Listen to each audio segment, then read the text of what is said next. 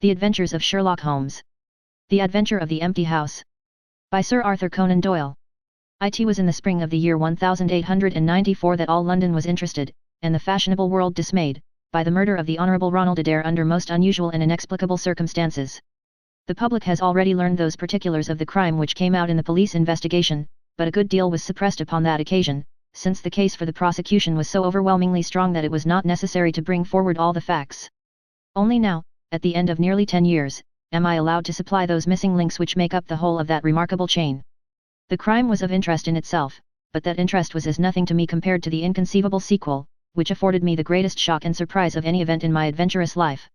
Even now, after this long interval, I find myself thrilling as I think of it, and feeling once more that sudden flood of joy, amazement, and incredulity which utterly submerged my mind. Let me say to that public, which has shown some interest in those glimpses which I have occasionally given them of the thoughts and actions of a very remarkable man, that they are not to blame me if I have not shared my knowledge with them, for I should have considered it my first duty to have done so, had I not been barred by a positive prohibition from his own lips, which was only withdrawn upon the 3rd of last month. It can be imagined that my close intimacy with Sherlock Holmes had interested me deeply in crime, and that after his disappearance I never failed to read with care the various problems which came before the public. And I even attempted, more than once, for my own private satisfaction, to employ his methods in their solution, though with indifferent success. There was none, however, which appealed to me like this tragedy of Ronald Adair. As I read the evidence at the inquest, which led up to a verdict of wilful murder against some person or persons unknown, I realized more clearly than I had ever done the loss which the community had sustained by the death of Sherlock Holmes. There were points about this strange business which would, I was sure, have specially appealed to him, and the efforts of the police would have been supplemented, or more probably anticipated, by the trained observation and the alert mind of the first criminal agent in Europe. All day, as I drove upon my round, I turned over the case in my mind, and found no explanation which appeared to me to be adequate. At the risk of telling a twice-told tale, I will recapitulate the facts as they were known to the public at the conclusion of the inquest. The Honourable Ronald Adair was the second son of the Earl of Maynooth, at that time governor of one of the Australian colonies. Adair's mother had returned from Australia to undergo the operation for cataract, and she, her son Ronald, and her daughter Hilda were living together at 427 Park Lane. The youth moved in the best society, had, so far as was known, no enemies, and no particular vices. He had been engaged to Miss Edith Woodley, of Carstairs, but the engagement had been broken off by mutual consent some months before, and there was no sign that it had left any very profound feeling behind it. For the rest the man's life moved in a narrow and conventional circle, for his habits were quiet and his nature unemotional. Yet it was upon this easy-going young aristocrat that death came, in most strange and unexpected form, between the hours of 10 and 11:20 on the night of March 30, 1894. Ronald Adair was fond of cards, playing continually, but never for such stakes as would hurt him. He was a member of the Baldwin, the Cavendish, and the Bagatelle card clubs. It was shown that, after dinner on the day of his death, he had played a rubber of whist at the latter club. He had also played there in the afternoon. The evidence of those who had played with him, Mr. Murray, Sir John Hardy, and Colonel Moran, showed that the game was whist, and that there was a fairly equal fall of the cards. Adair might have lost £5, but not more. His fortune was a considerable one, and such a loss could not in any way affect him. He had played nearly every day at one club or other, but he was a cautious player, and usually rose a winner. It came out in evidence that, in partnership with Colonel Moran, he had actually won as much as £420 in a sitting, some weeks before, from Godfrey Milner and Lord Balmoral. So much for his recent history as it came out at the inquest. On the evening of the crime, he returned from the club exactly at 10. His mother and sister were out spending the evening with a relation. The servant deposed that she heard him enter the front room on the second floor, generally used as his sitting room. She had lit a fire there, and as it smoked she had opened the window. No sound was heard from the room until 11:20, the hour of the return of Lady Maynooth and her daughter. Desiring to say good night, she attempted to enter her son's room. The door was locked on the inside, and no answer could be got to their cries and knocking. Help was obtained, and the door forced. The unfortunate young man was found lying near the table. His head had been horribly mutilated by an expanding revolver bullet, but no weapon of any sort was to be found in the room. On the table lay 2 banknotes for £10 each and £17.10 in silver and gold, the money arranged in little piles of varying amount. There were some figures also upon a sheet of paper, with the names of some club friends opposite to them, from which it was conjectured that before his death he was endeavouring to make out his losses or winnings at cards. A minute examination of the circumstances served only to make the case more complex. In the first place, no reason could be given why the young man should have fastened the door upon the inside. There was the possibility that the murderer had done this, and had afterwards escaped by the window. The drop was at least 20 feet, however, and a bed of crocuses in full bloom lay beneath. Neither the flowers nor the earth showed any sign of having been disturbed, nor were there any marks upon the narrow strip of grass which separated the house from the road. Apparently, therefore, it was the young man himself who had fastened the door. But how did he come by his death? No one could have climbed up to the window without leaving traces. Suppose a man had fired through the window, he would indeed be a remarkable shot who could with a revolver inflict so deadly a wound. Again, Park Lane is a frequented thoroughfare, there is a cab stand within 100 yards of the house. No one had heard a shot. And yet there was the dead man, and there the revolver bullet, which had mushroomed out, as soft-nosed bullets will, and so inflicted a wound which must have caused instantaneous death. Such were the circumstances of the Park Lane mystery, which were further complicated by entire absence of motive, since, as I have said, young Adair was not known to have any enemy, and no attempt had been made to remove the money or valuables in the room. All day I turned these facts over in my mind, endeavouring to hit upon some theory which could reconcile them all, and to find that line of least resistance which my poor friend had declared to be the starting point of every investigation. I confess that I made little progress. In the evening I strolled across the park, and found myself about 6 o'clock at the Oxford Street end of Park Lane. A group of loafers upon the pavements, all staring up at a particular window, directed me to the house which I had come to see. A tall, thin man with coloured glasses, whom I strongly suspected of being a plain-clothes detective, was pointing out some theory of his own, while the others crowded round to listen to what he said. I got as near him as I could, but his observations seemed to me to be absurd, so I withdrew again in some disgust. As I did so I struck against an elderly, deformed man, who had been behind me, and I knocked down several books which he was carrying.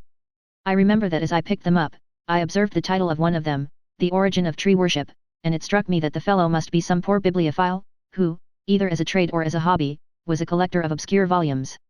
I endeavoured to apologize for the accident, but it was evident that these books which I had so unfortunately maltreated were very precious objects in the eyes of their owner. With a snarl of contempt he turned upon his heel, and I saw his curved back and white side whiskers disappear among the throng. My observations of number 427 Park Lane did little to clear up the problem in which I was interested. The house was separated from the street by a low wall and railing, the whole not more than 5 feet high. It was perfectly easy, therefore, for anyone to get into the garden, but the window was entirely inaccessible, since there was no water pipe or anything which could help the most active man to climb it. More puzzled than ever, I retraced my steps to Kensington. I had not been in my study 5 minutes when the maid entered to say that a person desired to see me. To my astonishment it was none other than my strange old book collector, his sharp, wizened face peering out from a frame of white hair, and his precious volumes, a dozen of them at least, wedged under his right arm. "You're surprised to see me, sir," said he, in a strange, croaking voice. I acknowledged that I was. "Well, I've a conscience, sir, and when I chanced to see you go into this house, as I came hobbling after you, I thought to myself, I'll just step in and see that kind gentleman, and tell him that if I was a bit gruff in my manner there was not any harm meant, and that I am much obliged to him for picking up my books." "You make too much of a trifle," said I. "May I ask how you knew who I was?" "Well, sir, if it isn't too great a liberty, I am a neighbour of yours, for you'll find my little bookshop at the corner of Church Street, and very happy to see you, I am sure. Maybe you collect yourself, sir. Here's British Birds, and Catullus, and The Holy War, a bargain, every one of them. With 5 volumes you could just fill that gap on that second shelf. It looks untidy, does it not, sir?" I moved my head to look at the cabinet behind me. When I turned again, Sherlock Holmes was standing smiling at me across my study table. I rose to my feet, stared at him for some seconds in utter amazement, and then it appears that I must have fainted for the first and the last time in my life. Certainly a grey mist swirled before my eyes, and when it cleared I found my collar ends undone and the tingling aftertaste of brandy upon my lips. Holmes was bending over my chair, his flask in his hand. "My dear Watson," said the well-remembered voice, "I owe you 1,000 apologies. I had no idea that you would be so affected." I gripped him by the arms. "Holmes!" I cried. "Is it really you? Can it indeed be that you are alive? Is it possible that you succeeded in climbing out of that awful abyss?" "Wait a moment," said he. "Are you sure that you are really fit to discuss things? I have given you a serious shock by my unnecessarily dramatic reappearance." "I am all right, but indeed, Holmes, I can hardly believe my eyes. Good heavens! To think that you of all men, should be standing in my study." Again I gripped him by the sleeve, and felt the thin, sinewy arm beneath it. "Well, you're not a spirit, anyhow," said I. "My dear chap, I'm overjoyed to see you. Sit down, and tell me how you came alive out of that dreadful chasm." He sat opposite to me, and lit a cigarette in his old, nonchalant manner. He was dressed in the seedy frock coat of the book merchant, but the rest of that individual lay in a pile of white hair and old books upon the table. Holmes looked even thinner and keener than of old, but there was a dead white tinge in his aquiline face which told me that his life recently had not been a healthy one. "I am glad to stretch myself, Watson," said he. "It is no joke when a tall man has to take a foot off his stature for several hours on end. Now, my dear fellow, in the matter of these explanations, we have, if I may ask for your cooperation, a hard and dangerous night's work in front of us. Perhaps it would be better if I gave you an account of the whole situation when that work is finished. I am full of curiosity. I should much prefer to hear now. You'll come with me tonight? When you like and where you like. This is, indeed, like the old days. We shall have time for a mouthful of dinner before we need go. Well, then, about that chasm. I had no serious difficulty in getting out of it, for the very simple reason that I never was in it." "You never were in it?" "No, Watson, I never was in it. My note to you was absolutely genuine. I had little doubt that I had come to the end of my career when I perceived the somewhat sinister figure of the late Professor Moriarty standing upon the narrow pathway which led to safety. I read an inexorable purpose in his grey eyes.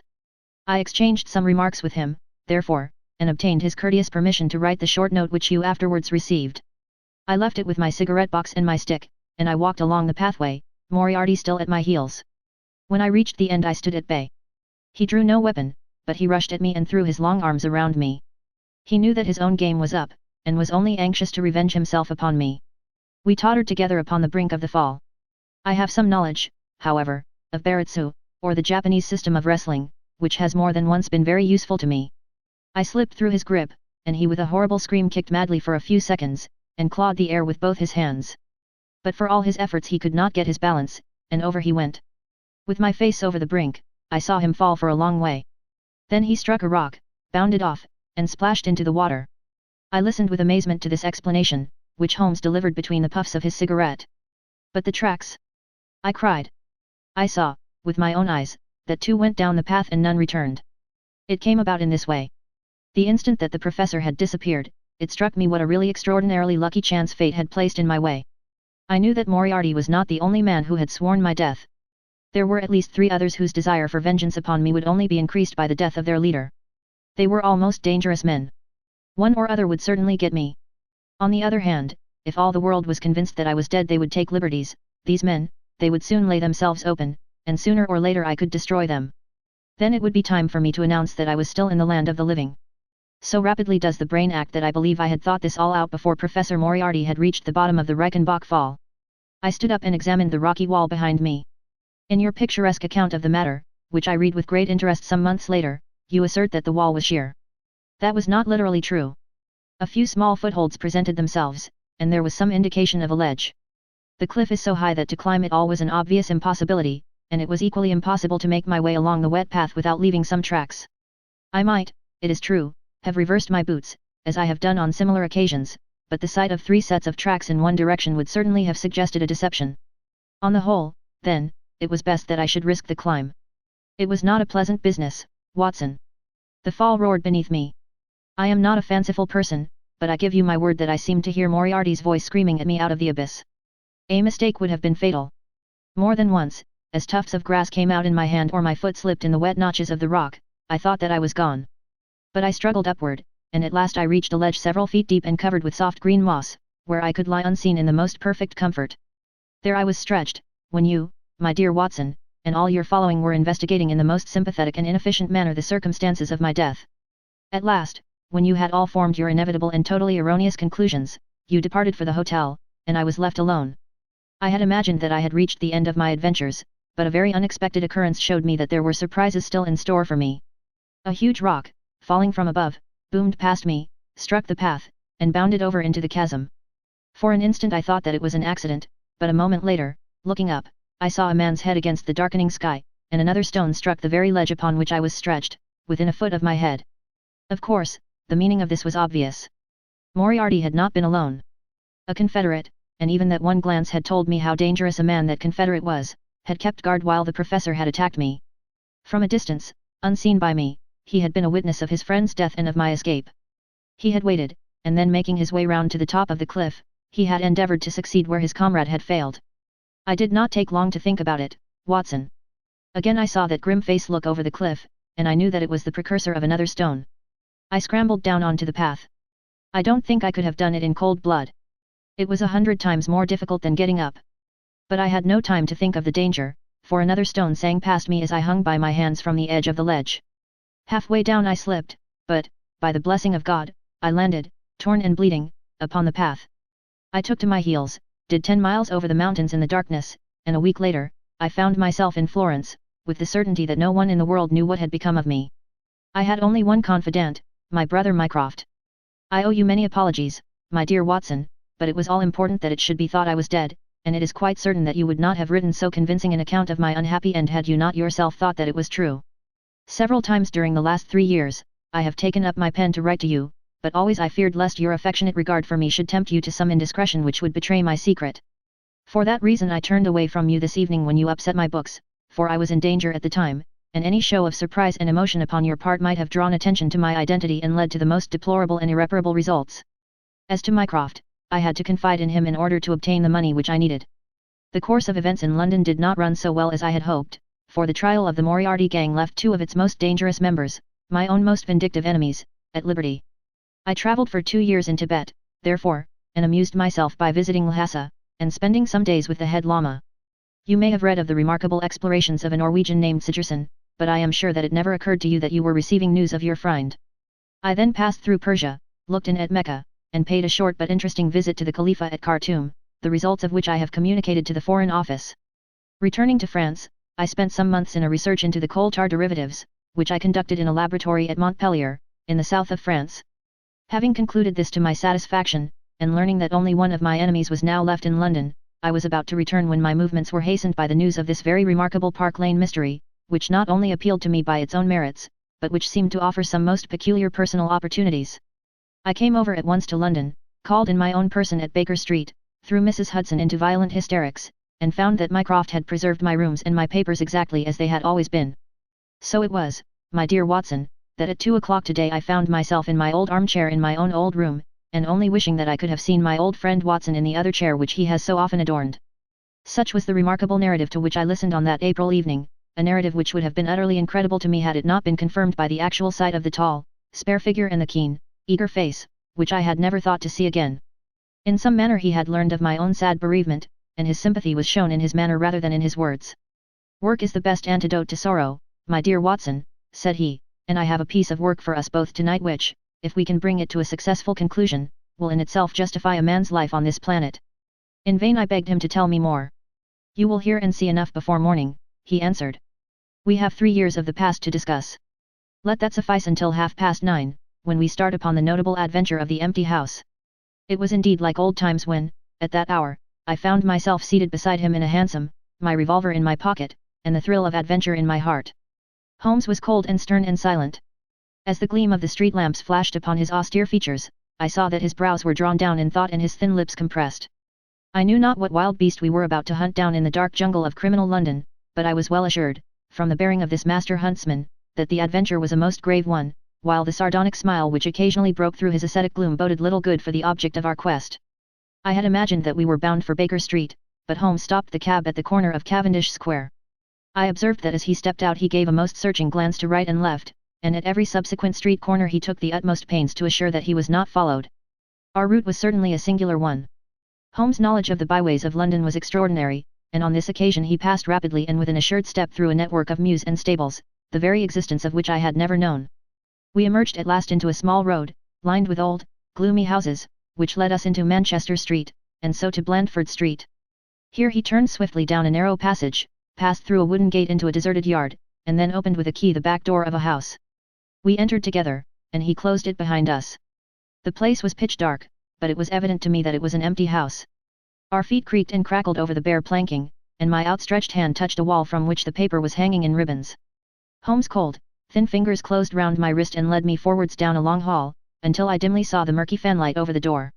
Here Holmes turned suddenly to the right, and we found ourselves in a large, square, empty room, heavily shadowed in the corners, but faintly lit in the centre from the lights of the street beyond. There was no lamp near, and the window was thick with dust, so that we could only just discern each other's figures within. My companion put his hand upon my shoulder and his lips close to my ear. "Do you know where we are?" he whispered. "Surely that is Baker Street," I answered, staring through the dim window. "Exactly. We are in Camden House, which stands opposite to our own old quarters. But why are we here? Because it commands so excellent a view of that picturesque pile. Might I trouble you, my dear Watson, to draw a little nearer to the window, taking every precaution not to show yourself, and then to look up at our old rooms, the starting point of so many of your little fairy tales? We will see if my 3 years of absence have entirely taken away my power to surprise you. I crept forward and looked across at the familiar window. As my eyes fell upon it, I gave a gasp and a cry of amazement. The blind was down, and a strong light was burning in the room. The shadow of a man who was seated in a chair within was thrown in hard, black outline upon the luminous screen of the window. There was no mistaking the poise of the head, the squareness of the shoulders, the sharpness of the features. The face was turned half round, and the effect was that of one of those black silhouettes which our grandparents loved to frame. It was a perfect reproduction of Holmes. So amazed was I that I threw out my hand to make sure that the man himself was standing beside me. He was quivering with silent laughter. "Well," said he. "Good heavens!" I cried. "It is marvellous. I trust that age doth not wither nor custom stale my infinite variety," said he, and I recognized in his voice the joy and pride which the artist takes in his own creation. "It really is rather like me, is it not? I should be prepared to swear that it was you. The credit of the execution is due to Monsieur Oscar Meny, of Grenoble, who spent some days in doing the moulding. It is a bust in wax. The rest I arranged myself during my visit to Baker Street this afternoon." "But why?" "Because, my dear Watson, I had the strongest possible reason for wishing certain people to think that I was there when I was really elsewhere." "And you thought the rooms were watched?" "I knew that they were watched." "By whom?" "By my old enemies, Watson. By the charming society whose leader lies in the Reichenbach Fall. You must remember that they knew, and only they knew, that I was still alive. Sooner or later they believed that I should come back to my rooms. They watched them continuously, and this morning they saw me arrive." "How do you know?" "Because I recognized their sentinel when I glanced out of my window. He is a harmless enough fellow, Parker by name, a garroter by trade, and a remarkable performer upon the Jew's harp. I cared nothing for him. But I cared a great deal for the much more formidable person who was behind him, the bosom friend of Moriarty, the man who dropped the rocks over the cliff, the most cunning and dangerous criminal in London. That is the man who is after me tonight, Watson, and that is the man who is quite unaware that we are after him." My friend's plans were gradually revealing themselves. From this convenient retreat, the watchers were being watched and the trackers tracked. That angular shadow up yonder was the bait, and we were the hunters. In silence we stood together in the darkness, and watched the hurrying figures who passed and repassed in front of us. Holmes was silent and motionless, but I could tell that he was keenly alert, and that his eyes were fixed intently upon the stream of passers-by. It was a bleak and boisterous night, and the wind whistled shrilly down the long street. Many people were moving to and fro, most of them muffled in their coats and cravats. Once or twice it seemed to me that I had seen the same figure before, and I especially noticed 2 men who appeared to be sheltering themselves from the wind in the doorway of a house some distance up the street. I tried to draw my companion's attention to them, but he gave a little ejaculation of impatience, and continued to stare into the street. More than once he fidgeted with his feet and tapped rapidly with his fingers upon the wall. It was evident to me that he was becoming uneasy, and that his plans were not working out altogether as he had hoped. At last, as midnight approached and the street gradually cleared, he paced up and down the room in uncontrollable agitation. I was about to make some remark to him, when I raised my eyes to the lighted window, and again experienced almost as great a surprise as before. I clutched Holmes' arm, and pointed upwards. "The shadow has moved!" I cried. It was indeed no longer the profile, but the back, which was turned toward us. 3 years had certainly not smoothed the asperities of his temper or his impatience with a less active intelligence than his own. "Of course it has moved," said he. "Am I such a farcical bungler, Watson, that I should erect an obvious dummy, and expect that some of the sharpest men in Europe would be deceived by it? We have been in this room 2 hours, and Mrs. Hudson has made some change in that figure 8 times, or once in every quarter of an hour. She works it from the front, so that her shadow may never be seen. Ah!" He drew in his breath with a shrill, excited intake. In the dim light I saw his head thrown forward, his whole attitude rigid with attention. Outside the street was absolutely deserted. Those 2 men might still be crouching in the doorway, but I could no longer see them. All was still and dark, save only that brilliant yellow screen in front of us with the black figure outlined upon its center. Again in the utter silence I heard that thin, sibilant note which spoke of intense suppressed excitement. An instant later he pulled me back into the blackest corner of the room, and I felt his warning hand upon my lips.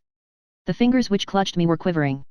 Never had I known my friend more moved, and yet the dark street still stretched lonely and motionless before us. But suddenly I was aware of that which his keener senses had already distinguished. A low, stealthy sound came to my ears, not from the direction of Baker Street, but from the back of the very house in which we lay concealed. A door opened and shut. An instant later steps crept down the passage, steps which were meant to be silent, but which reverberated harshly through the empty house. Holmes crouched back against the wall and I did the same, my hand closing upon the handle of my revolver. Peering through the gloom, I saw the vague outline of a man, a shade blacker than the blackness of the open door. He stood for an instant, and then he crept forward, crouching, menacing, into the room. He was within 3 yards of us, this sinister figure, and I had braced myself to meet his spring, before I realized that he had no idea of our presence. He passed close beside us, stole over to the window, and very softly and noiselessly raised it for half a foot. As he sank to the level of this opening, the light of the street, no longer dimmed by the dusty glass, fell full upon his face. The man seemed to be beside himself with excitement. His 2 eyes shone like stars, and his features were working convulsively. He was an elderly man, with a thin, projecting nose, a high, bald forehead, and a huge grizzled mustache. An opera hat was pushed to the back of his head, and an evening dress shirt front gleamed out through his open overcoat. His face was gaunt and swarthy, scored with deep, savage lines. In his hand he carried what appeared to be a stick, but as he laid it down upon the floor it gave a metallic clang. Then from the pocket of his overcoat he drew a bulky object, and he busied himself in some task which ended with a loud, sharp click, as if a spring or bolt had fallen into its place. Still kneeling upon the floor he bent forward and threw all his weight and strength upon some lever, with the result that there came a long, whirling, grinding noise, ending once more in a powerful click. He straightened himself then, and I saw that what he held in his hand was a sort of a gun, with a curiously misshapen butt. He opened it at the breech, put something in, and snapped the breech block. Then, crouching down, he rested the end of the barrel upon the ledge of the open window, and I saw his long mustache droop over the stock and his eye gleam as it peered along the sights. I heard a little sigh of satisfaction as he cuddled the butt into his shoulder, and saw that amazing target, the black man on the yellow ground, standing clear at the end of his foresight. For an instant he was rigid and motionless. Then his finger tightened on the trigger. There was a strange, loud whiz and a long, silvery tinkle of broken glass. At that instant Holmes sprang like a tiger onto the marksman's back, and hurled him flat upon his face. He was up again in a moment, and with convulsive strength he seized Holmes by the throat, but I struck him on the head with the butt of my revolver, and he dropped again upon the floor. I fell upon him, and as I held him my comrade blew a shrill call upon a whistle. There was the clatter of running feet upon the pavement, and 2 policemen in uniform, with 1 plain-clothes detective, rushed through the front entrance and into the room. "That you, Lestrade?" said Holmes. "Yes, Mr. Holmes. I took the job myself. It's good to see you back in London, sir. I think you want a little unofficial help. 3 undetected murders in 1 year won't do, Lestrade. But you handled the Molesey mystery with less than your usual, that's to say, you handled it fairly well."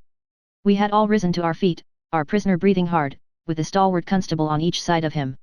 Already a few loiterers had begun to collect in the street.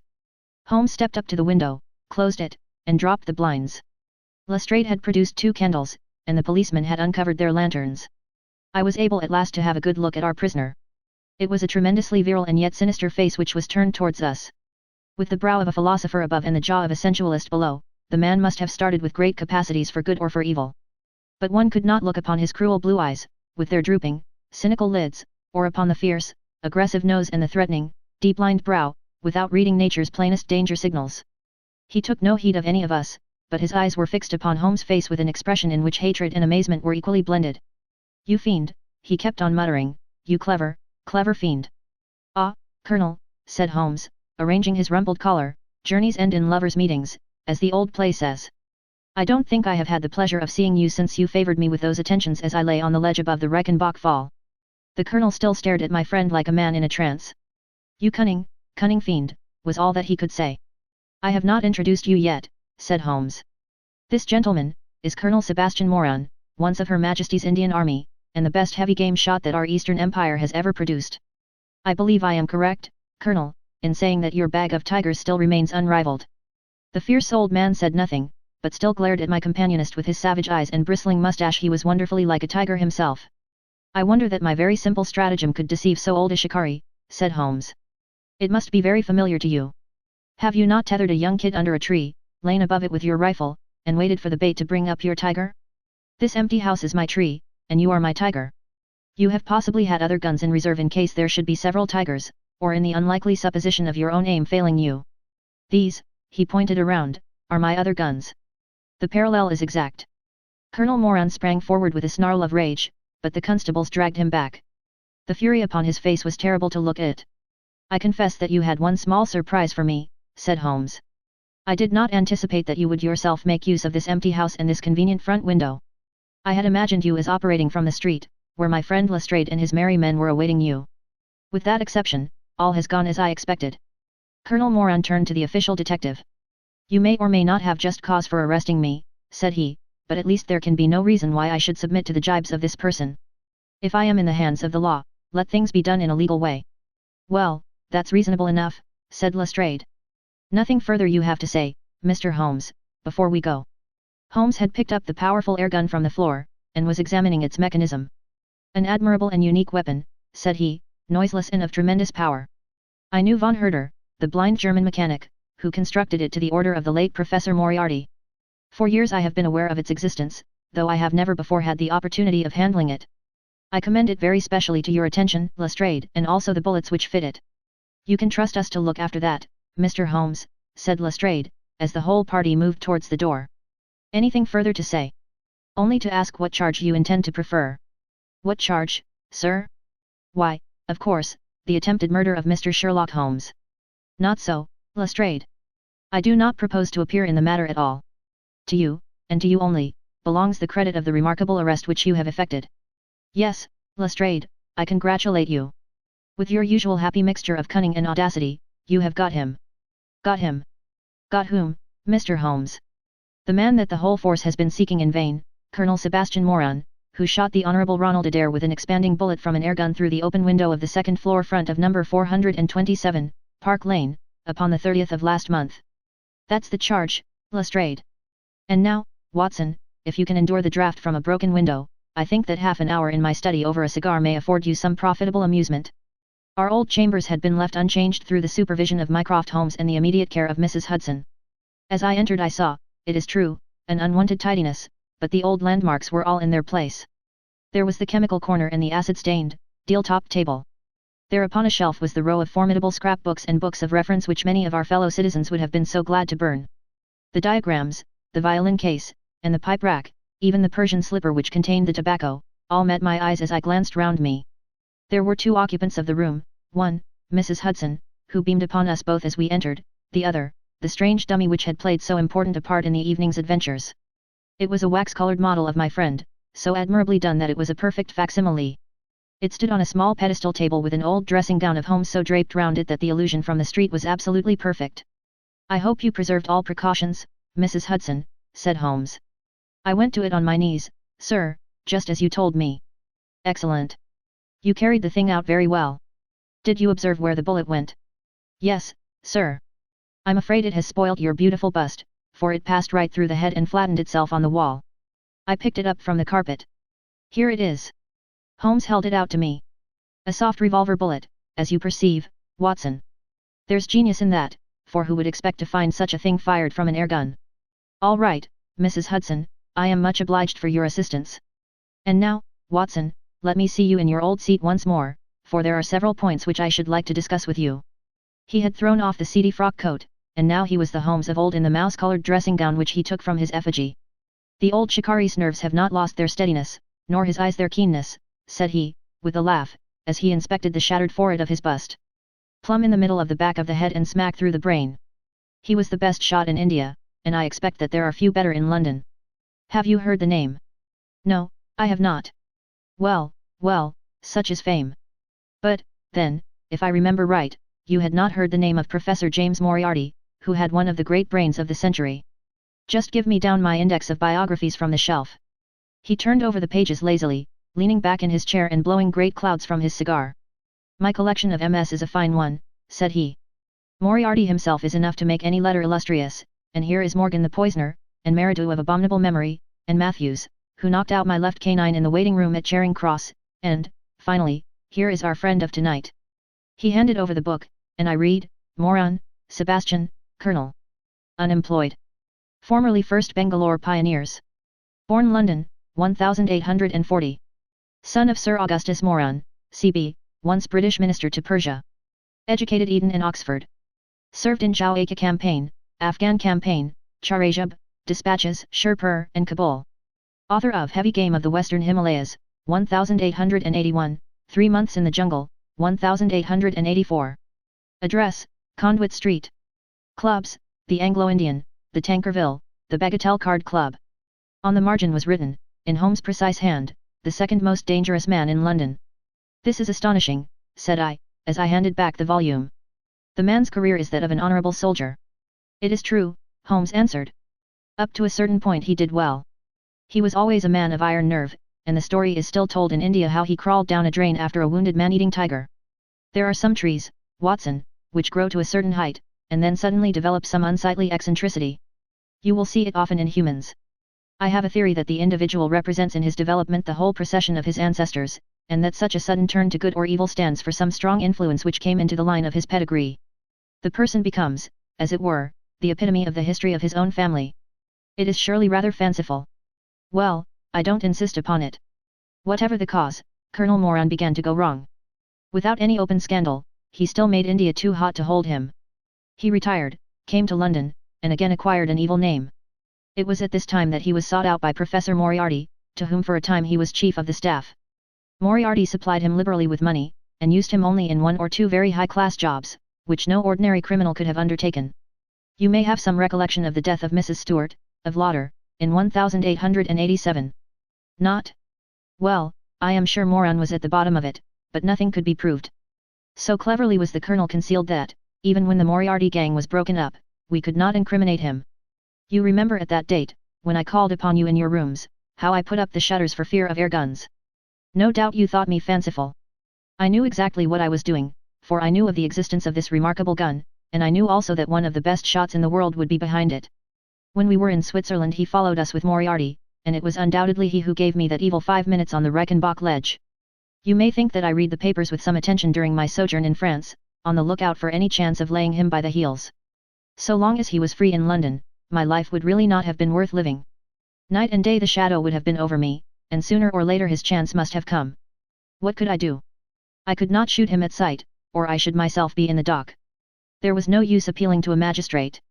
They cannot interfere on the strength of what would appear to them to be a wild suspicion. So I could do nothing. But I watched the criminal news, knowing that sooner or later I should get him. Then came the death of this Ronald Adair. My chance had come at last. Knowing what I did, was it not certain that Colonel Moran had done it? He had played cards with the lad, he had followed him home from the club, he had shot him through the open window. There was not a doubt of it. The bullets alone are enough to put his head in a noose. I came over at once. I was seen by the sentinel, who would, I knew, direct the colonel's attention to my presence. He could not fail to connect my sudden return with his crime, and to be terribly alarmed. I was sure that he would make an attempt to get me out of the way at once, and would bring round his murderous weapon for that purpose.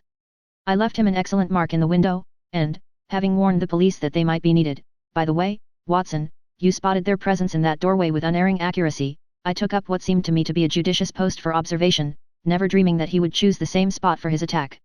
Now, my dear Watson, does anything remain for me to explain? Yes, said I. You have not made it clear what was Colonel Moran's motive in murdering the Honourable Ronald Adair. Ah, my dear Watson, there we come into those realms of conjecture, where the most logical mind may be at fault. Each may form his own hypothesis upon the present evidence, and yours is as likely to be correct as mine. You have formed one, then. I think that it is not difficult to explain the facts. It came out in evidence that Colonel Moran and young Adair had, between them, won a considerable amount of money. Now, Moran undoubtedly played foul, of that I have long been aware. I believe that on the day of the murder Adair had discovered that Moran was cheating. Very likely he had spoken to him privately, and had threatened to expose him unless he voluntarily resigned his membership of the club, and promised not to play cards again. It is unlikely that a youngster like Adair would at once make a hideous scandal by exposing a well-known man so much older than himself. Probably he acted as I suggest. The exclusion from his clubs would mean ruin to Moran, who lived by his ill-gotten card gains. He therefore murdered Adair, who at the time was endeavouring to work out how much money he should himself return, since he could not profit by his partner's foul play. He locked the door lest the ladies should surprise him and insist upon knowing what he was doing with these names and coins. Will it pass? I have no doubt that you have hit upon the truth. It will be verified or disproved at the trial. Meanwhile, come what may, Colonel Moran will trouble us no more. The famous airgun of von Herder will embellish the Scotland Yard Museum, and once again Mr. Sherlock Holmes is free to devote his life to examining those interesting little problems which the complex life of London so plentifully presents.